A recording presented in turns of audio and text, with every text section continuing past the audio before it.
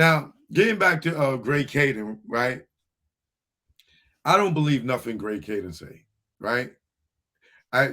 For one, to me, he's a dirty cop. Like the way he goes about getting confessions. Like, let's just go with the first one, right? Um, First of all, let me ask you this question: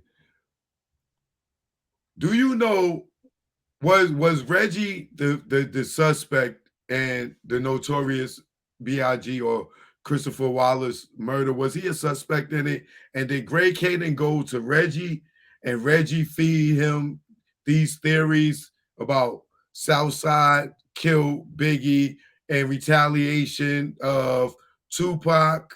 And then he turned around and said, "Oh no, well, it was Poochie." Like, isn't this all being fed from Reggie allegedly? Well, it's obvious. Here's what I'll say. It's obvious, and obviously I don't know in terms of a timeline, right? But it is obvious that when Phil starts this investigation and he starts to look into all of this stuff, that Reggie is in the middle of it, you know? And what also I think happened is close to what you're saying, right? Is Greg Kading, when he is doing what he's quote unquote supposed to be doing, which is investigating the murder of Biggie, what he really was doing was he was a pawn by the bosses at the LAPD to control the narrative, to completely control the narrative, because the lawsuit, right? prior to doing the Biggie case, Kading had a few cases, specifically a case by a guy by the name of Ramos, who was this big narcotics trafficker in South Central. And Kading fucked that case up so bad that the district attorney wanted nothing to do with him.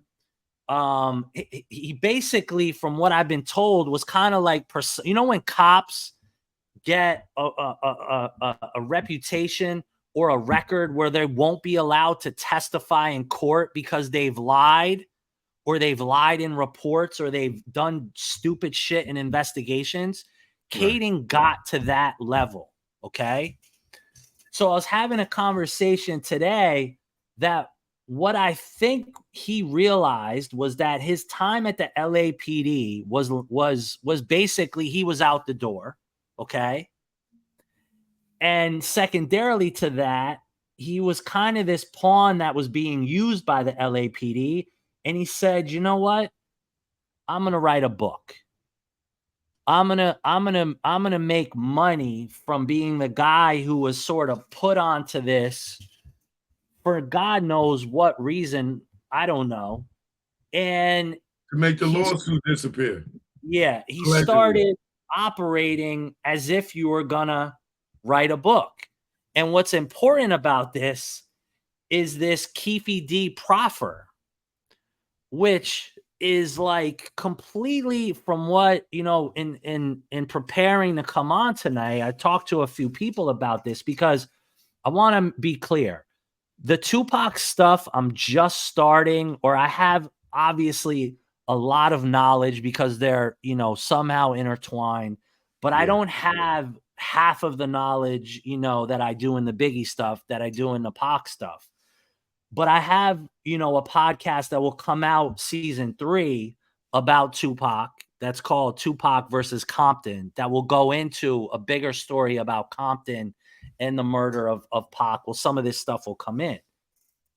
But Greg Kading does a proffer with Keefe D, okay? Now, this proffer that he does with the FBI, okay, as a part of a drug case. It has nothing to do with Tupac. It has nothing to do with the Tupac case at all. And second to that, Greg Kading is not, as an LAPD detective, is not supposed to be investigating the murder of Tupac. Remember, his job is to fucking investigate the murder of Biggie. Right. So he brings Keefe D in on a third case here. And I'm sorry if this is getting confusing because it's fucking moronic. And he gets Keefe D to proffer on this thing. And all of a sudden, Keefe D starts telling this story about fucking Tupac and the night Tupac is killed. Well, guess what? Wait, not necessarily. Now, hold on. Now, I know a little bit more about this case, right? Right. So, Greg Kading just like Teresa Swan, his tactic is to catch you dirty to get you to talk, right? Yeah. So he ran up on her. She did some fraud or whatever, this, that, and other. And then he writes a statement saying Poochie wrote this statement confessing to killing Biggie, right? And he shows it to her. Now he knows this is complete bullshit because he wrote it. And she goes, oh, yeah, that's what Poochie said. Yeah, everything Poochie says is the truth. Right there, you should have known she's full of shit because you made it up. He took that as a confession and told the world, oh, Poochie killed Biggie. Oh, because Teresa Swan confessed to this statement that, nigga, that statement is fucking fake, bro. You made it up. So what did she confess to that never happened? Because Poochie never wrote and never confessed to it. That came from Reggie. Reggie told him, oh, Teresa Swan was going to see Suge on lawyer visits. Suge could have been getting some pussy. Excuse my French, pardon my French. He could have used that opportunity to have sex, right? Not necessarily draw up a plan to kill Biggie like he knew Biggie was going to be in town and knew where he's in jail, right?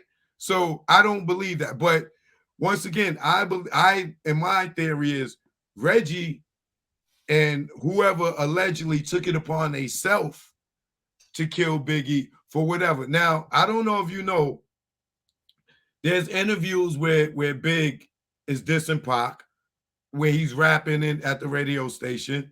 He's doing, I think, Long Kiss Goodnight, which is a diss to Pac, right?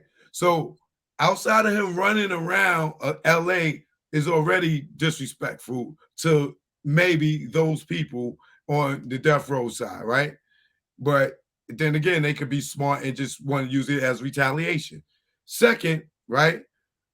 Which you may never seen. I don't know if you ever seen, you was watching back then, but on Rap City, when you see Biggie sitting in the park with Joe Claire, that was Biggie's last interview, and it aired that Saturday. During the day, it aired, right?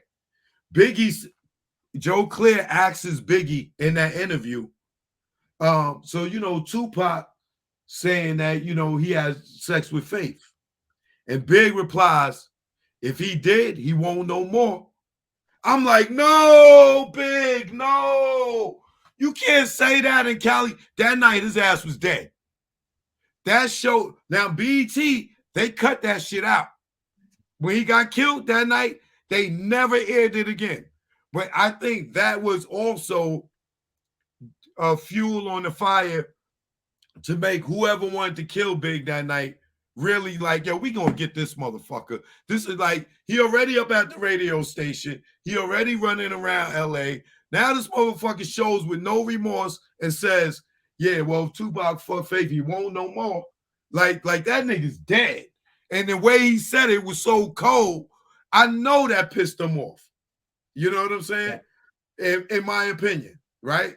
So what I see is that Biggie may have happened because they was pissed off that he was running around like that, or it may have been a hit, right? Because here's the other side of it. I don't know if Puffy was ever a suspect, but they was beefing at the time, Big and Puff. Big was on his Life After Death was his last album, his obligation. He already went and did a deal with Junior Mafia and didn't do the deal with Bad Boy or Arista. Allegedly, Clive Davis was mad at Puff for letting Big go somewhere else and do a deal.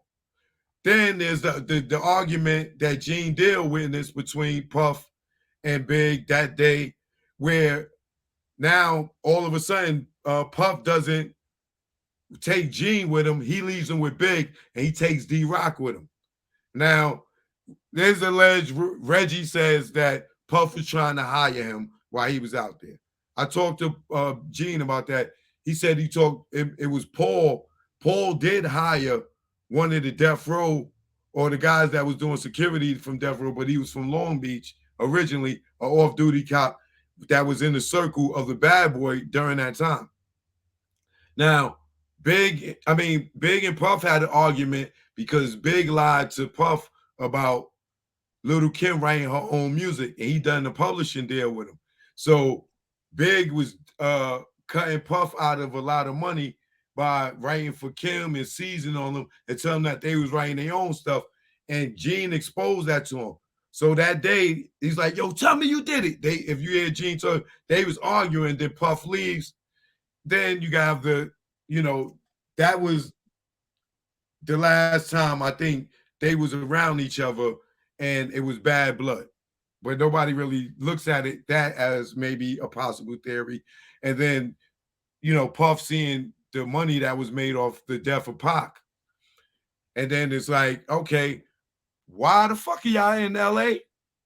Everybody in the world know this is a fucking bad idea, but Puffy. And then you lead them to a party. Keefy D and them approach you at the party like, yo, we here, what's up? And you tell Keefy D and them, nah, yo, the feds is on us. We don't need no protection. Yo, here, take these 3 bottles and y'all go over there. Yo, don't come around us. Why all the time you in LA or California, you using these niggas for protection? Now tonight, you already comfortable. You running around the party, this, that, and other. You ain't scared. Mac and Perez is in the party. Like, people were seeing them. They said they was there. I'm gonna ask you about that later, right? And then y'all leave. All of a sudden, you don't ride with the star. You're not in the car with Big. Y'all in separate cars. And then Big gets killed. And then Puff goes on to be the super mega star, right? That's just one of my theories. I'm not saying Puff did it. I'm just saying to everybody in the world, why the fuck was y'all in LA at that time with that climate? And then Big going on the radio, this, that, and the third. I don't know. But well, it is interesting. I've been seeing as of late, and I find this interesting, is it seems people are saying certain things. I think 50 just said something. I saw something else, about what you're speaking about. So it seems like, the stuff you're talking about is very interesting, right? And it, with this arrest, it seems like people are almost more comfortable talking about maybe things for some reason they didn't want to talk about before.